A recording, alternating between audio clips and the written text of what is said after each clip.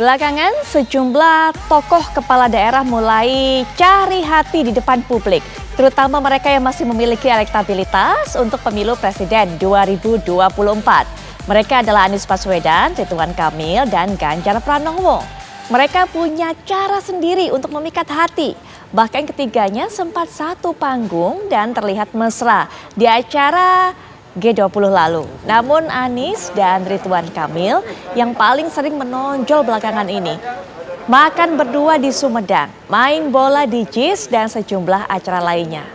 Mencuat spekulasi keduanya seolah sedang saling pinang menuju 2024. Benarkah demikian? Begitu pula dengan Ganjar Pranowo yang seringkali mencari panggung di wilayahnya sendiri. Belakangan bahkan ada yang menggadang-gadang Ganjar berpasangan dengan Prabowo Subianto. Otak-atik politik ini menggelitik untuk dikulik bersama sejumlah narasumber melihat perilaku politik dan peluang mereka.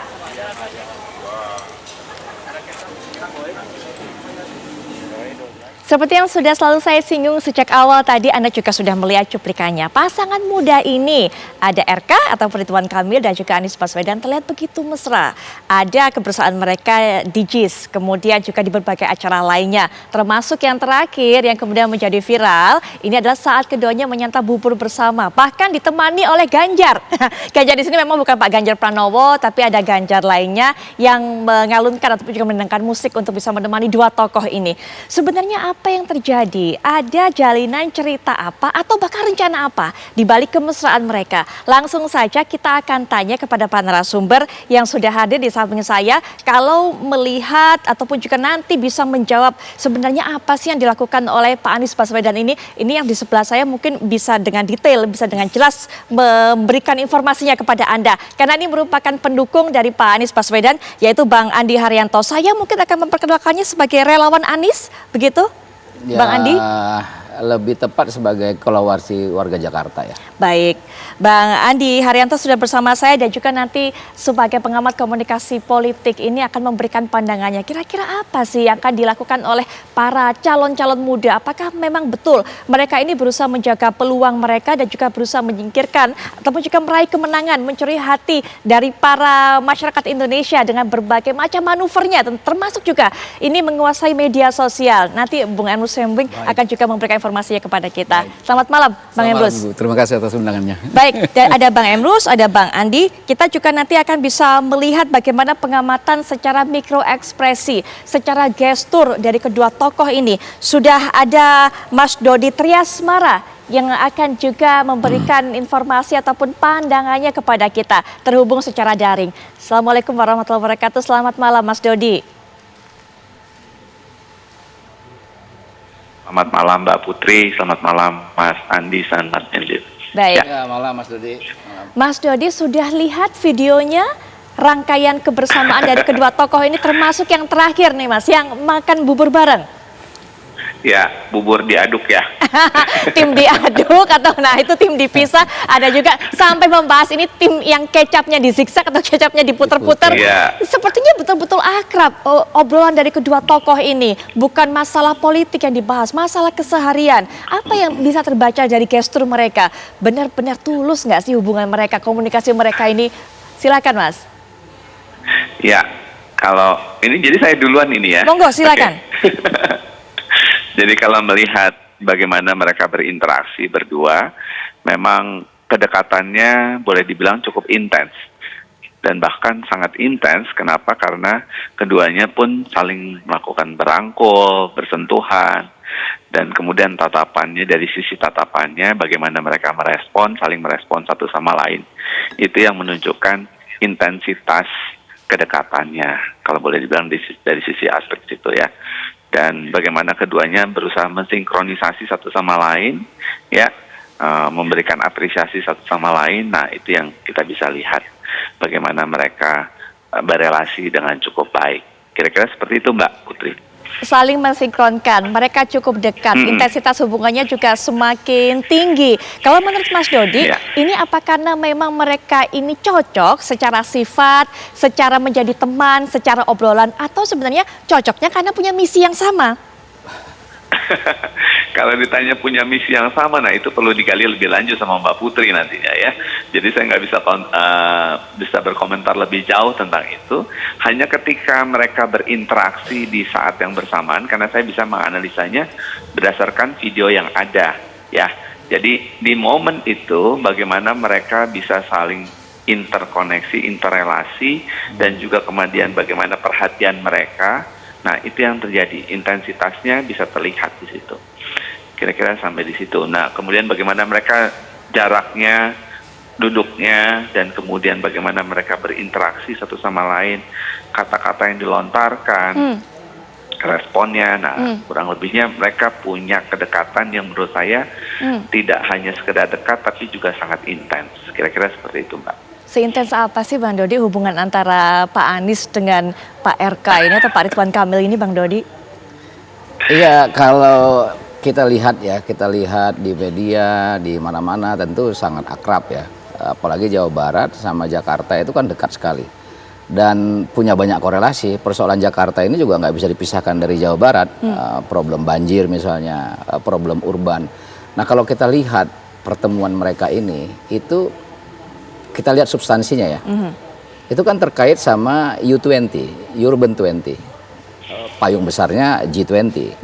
Nah, ada juga Youth 20, ya, anak-anak muda itu. Nah, ada problem-problem perkotaan yang juga harus diselesaikan. Misalnya contoh, kesenjangan antar negara itu semakin mengecil, tapi antar perkotaan itu kesenjangannya semakin lebar tuh.